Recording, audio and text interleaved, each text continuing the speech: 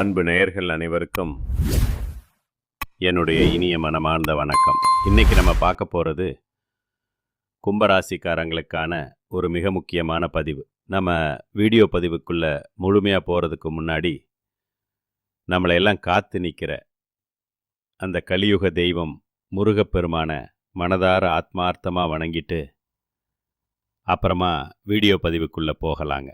ஓம் முருகா போற்றி, ஓம் முருகா போற்றி, ஓம் முருகா போற்றி. என்னை காக்கும் அன்பு தெய்வமே, கந்தா கடம்பா முருகா போற்றி. கண்டிப்பாக நல்லதே நடக்கும் நம்ம வாழ்க்கையில். இனிமேல் நல்லது மட்டும்தான் நடக்கும். சரிங்க, நம்ம கும்பம் ராசிக்காரங்களை பற்றி சொல்லணும்னா, இவங்க இயல்பாகவே ஒரு சிறந்த தலைமை பண்புக்கு ரொம்ப ரொம்ப பொருத்தமானவங்களாக இருப்பாங்க.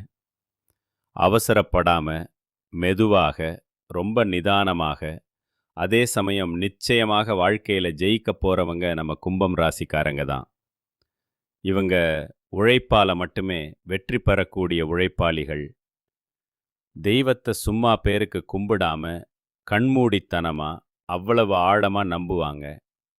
அது மட்டும் இல்லாமல் மற்றவங்களுடைய உணர்வுகளுக்கு முறையான மதிப்பையும் மரியாதையையும் அளிக்கக்கூடியவங்களாக இவங்க இருக்கிறாங்க.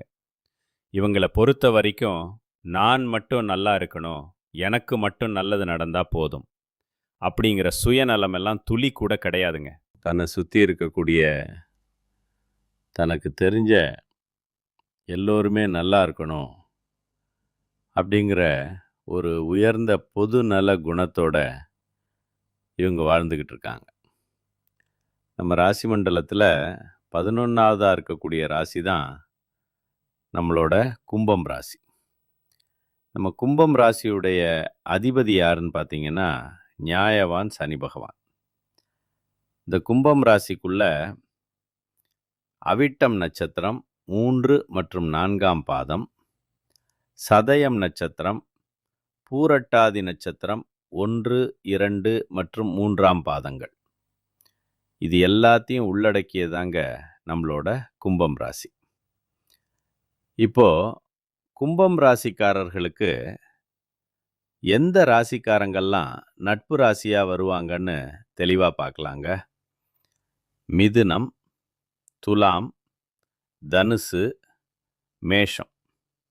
இந்த ராசிக்காரங்க எல்லாரும் கும்பத்துக்கு மிகச்சிறந்த நட்பு ராசியாக இருக்காங்க. பொதுவாகவே கும்பம் ராசிக்காரங்க ரொம்ப புத்திசாலியாக இருப்பாங்க. தங்களுடைய இனிமையான அழகான பேச்சால் எல்லாரையும் கவரக்கூடிய ஒரு அற்புதமான ஆற்றல் இவங்க கிட்ட இருக்கு. ரொம்ப ரொம்ப உண்மையானவங்களாக இவங்க இருப்பாங்க.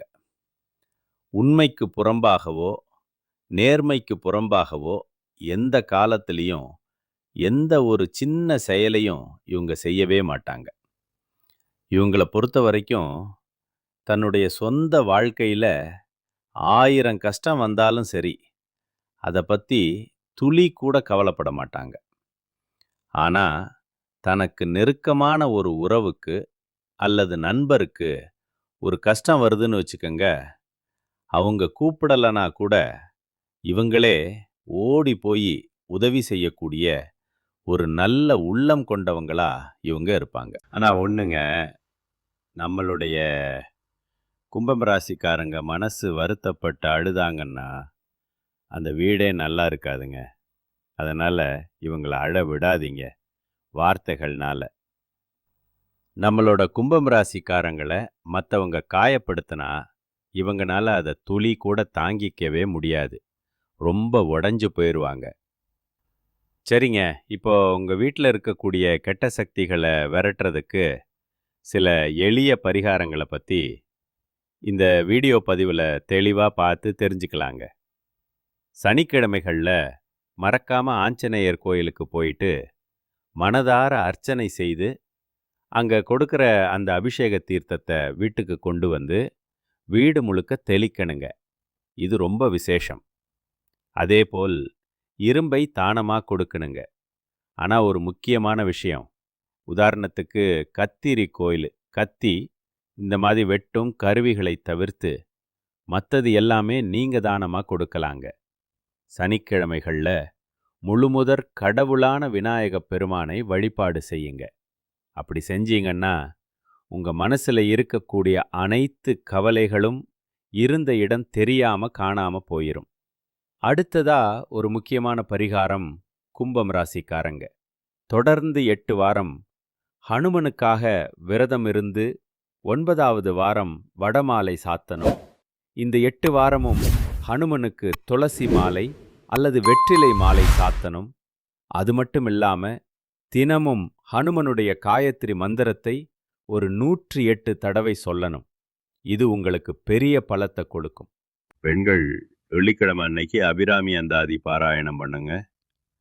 அதே போல வியாழக்கிழமை அன்னைக்கு பச்சை கற்பூரம், மஞ்சள் பொடி, ஏலக்காய் பொடி இது 3ஐயும் கலந்து தண்ணியில் போட்டு அந்த தண்ணியை வீடு முழுக்க தெளித்து விடணுங்க. வீட்டை எப்போதுமே ரொம்ப சுத்தமாக லட்சுமிகரமாக வச்சுருக்கணுங்க. வெள்ளிக்கிழமை ஆனால் மறக்காமல் நிலப்படியில் ஒரு எலுமிச்சை பழத்தை பாதியாக கட் பண்ணி குங்குமம் தடவி வச்சிடணுங்க. சில நேரங்களில் உங்களுக்கு காரணம் இல்லாமல் மனம் வருத்தமாக இருந்தால் வெள்ளிக்கிழமை அன்னைக்கு வீடு முழுக்க நல்ல சாம்பிராணி போட்டு புகை போட்டு கொஞ்ச நேரம் உங்கள் வீட்டு வாசற்படி அதாவது நிலப்படி கிட்ட உட்காரணுங்க. அப்போது பல்லி சத்தம் அதாவது கவுளி சத்தம் கேட்டால் உங்கள் வீட்டில் தெய்வம் இருக்குது, கெட்ட சக்தியெல்லாம் விலக்கிடுச்சுன்னு அர்த்தங்க. இதை நீங்கள் நம்பிக்கையாக செய்யலாம். தினமும் சபரிமலை ஐயப்பனை நினச்சி இந்த மந்திரத்தை சொல்லுங்க. பொண்ணு 18ஆம் படி மேல் வாழும் வில்லாளி வீரன் வீரமணி கண்டன் காசி ராமேஸ்வரம் பாண்டி மலையாளும் அடக்கியாளும் ஓம் ஸ்ரீ ஹரிஹரசுதன் ஆனந்த சித்தன் ஐயன் ஐயப்ப சுவாமியே சரணம் ஐயப்பா என்ற இந்த சக்தி வாய்ந்த மந்திரத்தை சொல்லுனுங்க. வீட்டில் எப்போவுமே இல்லை கிடையாது என்ற வார்த்தையை அதிகமாக பயன்படுத்தவே கூடாது. அமங்கலமான வார்த்தைகளையும் கெட்ட வார்த்தைகளையும் பேசுறது நீங்கள் சுத்தமாக தவிர்த்துறணுங்க. உங்களுக்கு கடுமையான தோஷம், தொழிலில் தீராத நஷ்டம், குடும்பத்தில் தாங்க முடியாத பிரச்சனை இருந்தா ஒரு பசுமாட்டையும் அதோட கன்றுக்குட்டியையும் உங்கள் வீட்டுக்கு முறைப்படி அழைத்து வந்து கோமாதா பூஜை பண்ணணுங்க. அந்த பசுவுக்கு மஞ்சள் தடவி குங்குமம் வச்சு புதுப்புடவை சாத்தி மாலை போட்டு பச்சரிசி வெல்லம் வாழைப்பழம் இப்படி அதுக்கு பிடிச்சதெல்லாம் சேர்த்து கொடுக்கணும். தூப தீபங்கள் காட்டி நமஸ்காரம் பண்ணி கொண்டுங்க. இதை செஞ்சு பாருங்க. உங்கள் வாழ்க்கையில் கண்டிப்பாக நல்லது தாங்க நடக்கும். கெட்டதுங்கிற பேச்சுக்கே அங்கே துளி கூட இடம் கிடையாதுங்க. இனி வரக்கூடிய காலங்களில் உங்கள் வாழ்க்கையே ஒரு சொர்க்க வாழ்க்கையாக மாறப்போகுதுங்க. அடுத்ததா உங்கள் வீட்டில் தீய சக்திகள் இருந்தா அதை விரட்டு. நீங்கள் வீட்டில் என்னென்ன தெய்வ புகைப்படங்களை வைக்கலாம் அப்படிங்கிறத பற்றி தெளிவாக தெரிஞ்சுக்கலாங்க. முதலாவதா காஞ்சி காமாட்சி அம்மன். தீய சக்திகளை அழிக்கக்கூடிய பெரிய சக்தி இந்த தெய்வத்துக்கு இருக்கு. இவங்களை வீட்டில் வச்சா அது உங்களுக்கு தைரியம் மற்றும் பாதுகாப்பை தரக்கூடியதாக இருக்கும். அடுத்தது காளி மற்றும் பத்ரகாளி. கெட்ட சக்திகள் மற்றும் கண் திருஷ்டியை விலக்க இது ரொம்ப உதவும். உங்களுக்கு இருக்கிற பயம் தடைகளை நீக்க இது உதவும். அடுத்தது மகாவிஷ்ணு. இவர் மன அமைதி மற்றும் பாதுகாப்பு தரக்கூடிய தெய்வம். உங்களுக்குள்ள இருக்கிற எதிர்மறை எண்ணங்களை குறைக்கிறதுக்கு இந்த தெய்வம் உங்களுக்கு பாதுகாப்பாக இருக்கும். அடுத்தது ஆஞ்சநேயர். தீய ஆவிகள் பயம் விலக நம்மளுக்கு ஆஞ்சநேயர் எப்பவும் துணையாக இருப்பார். வீட்டை காக்கக்கூடிய காவல் தெய்வமாக இவர் இருப்பார். அப்புறம் பைரவர். இவர் இரவு நேரத்தில் வரக்கூடிய எதிர்மறை சக்திகளை விலக்கக்கூடியவராக இருக்கார். வீட்டு சுற்றுப்புற பாதுகாப்புக்கு பைரவர் பாதுகாப்பாக இருப்பார். அடுத்தது நரசிம்மர். தீய சக்திகளை வேரோடு முற்றிலும் அழிக்கக்கூடிய சக்தி இவருக்கு இருக்கு. மிக சக்தி வாய்ந்த ஒரு பாதுகாப்பு தெய்வமாக இவர் இருக்கார். கடைசியா சாய்பாபா. இவர் மன அமைதியை அளிக்கக்கூடிய தெய்வமா இருக்காரு. தீய எண்ணங்கள், கவலைகளை விலக்க இவர் உங்களுக்கு துணையாக இருப்பாருங்க. வடகிழக்கு மூலையில நீங்க இந்த தெய்வ புகைப்படங்களை எல்லாம் வைக்கலாங்க. கிழக்கு அல்லது வடக்கு சுவர் இருக்கிற இடத்துல நீங்க தெய்வ புகைப்படங்களை வச்சு வணங்கினீங்கன்னா தெய்வ அருள் முழுமையா உங்களுக்கு கிடைக்குங்க. நான் ஒரு கேள்வி கேட்குறேன். இந்த உலகத்துல யாருங்க உண்மையான கோடீஸ்வரன்? கோடி கோடியா பணம் வச்சிருக்கிறவங்களா? இல்ல தனக்கு பிடிச்ச உணவுகளை வகை வகையா சாப்பிட்றவங்களா? பிடிச்ச உறவுகள் கிட்ட மணிக்கணக்கா பேசுறவங்களா? கண்டிப்பா இதுல யாருமே கோடீஸ்வரன் கிடையாதுங்க.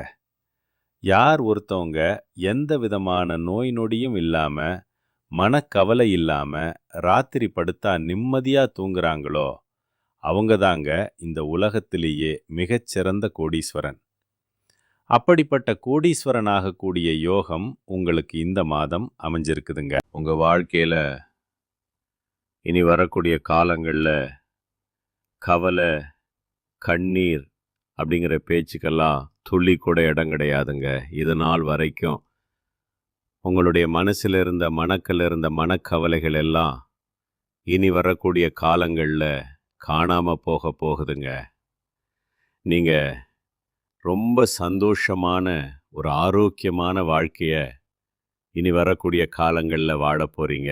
உங்க வாழ்க்கையில சந்தோஷம் என்னைக்கும் நிலைச்சிருக்க போகுதுங்க.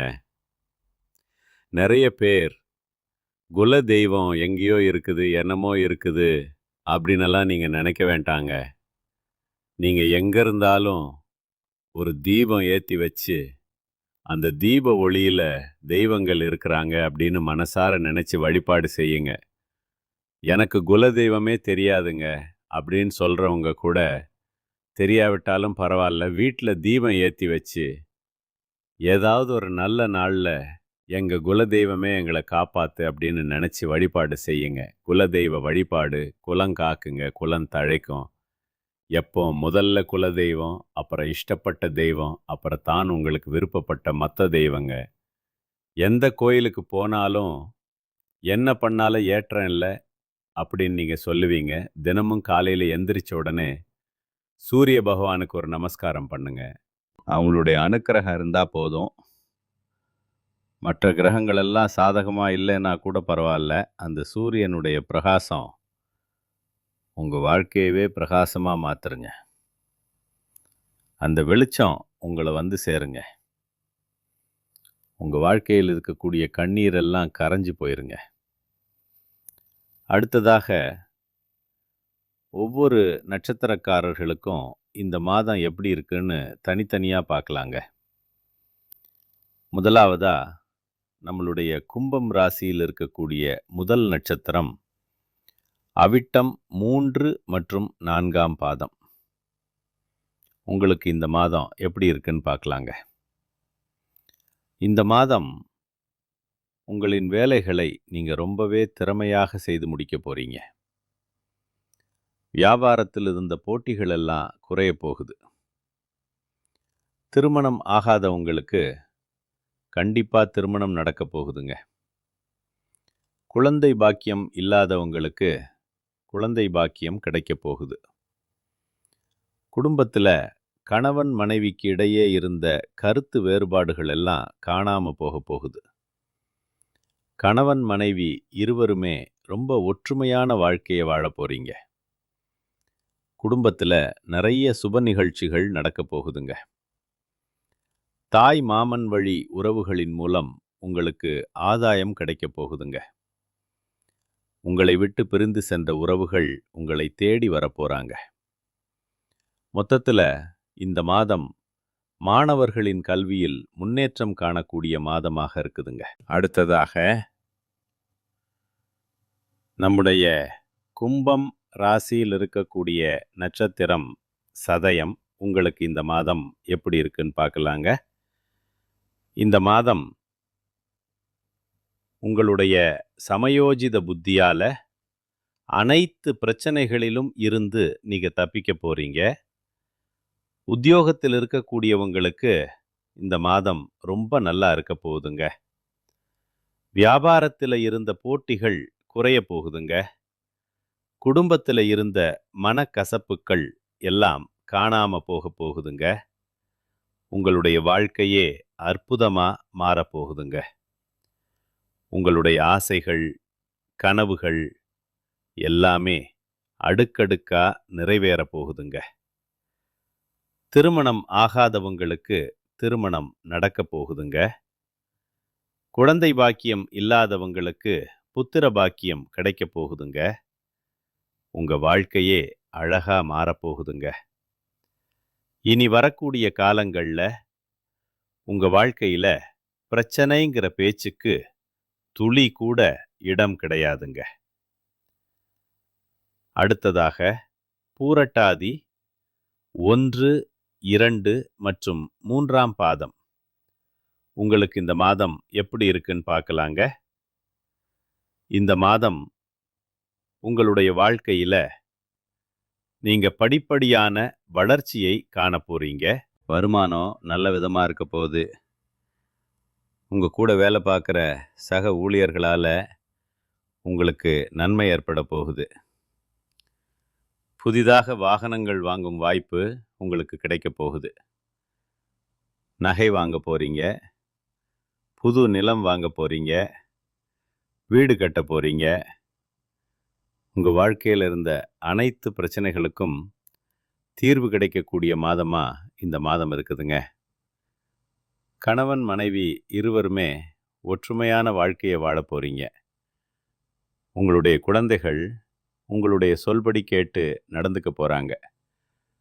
உங்க வாழ்க்கையே அழகா அற்புதமா மாறப்போகுதுங்க. நோய் நொடி இல்லாமல் நிம்மதியான வாழ்க்கைய நீங்க வாழ போறீங்க. எல்லாம் நல்லபடியா நடக்கும். நல்லதே நடக்கும். நல்லது மட்டும்தான் நடக்கும். நன்றி, வணக்கம்.